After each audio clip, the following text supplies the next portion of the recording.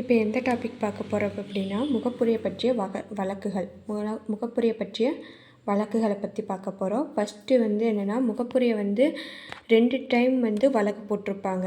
முதல்ல 1960 பெரும்பாரி யூனியன் வழக்கு அப்படிங்கிறத ஒன்று போட்டிருப்பாங்க.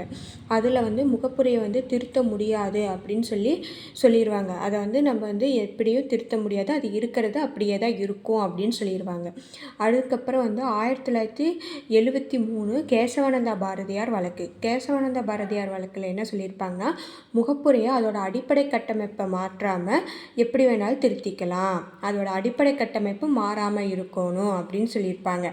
அப்படி சொன்னனால தான் இந்திரா காந்தி பீரியடில் 1976 42வது சட்ட திருத்தத்தில் 3 வார்த்தையை சேர்த்திருப்பாங்க. சமதர்ம மதச்சார்பற்ற ஒருமைப்பாடு அப்படிங்கிற அந்த 3 வார்த்தையை சேர்த்திருப்பாங்க.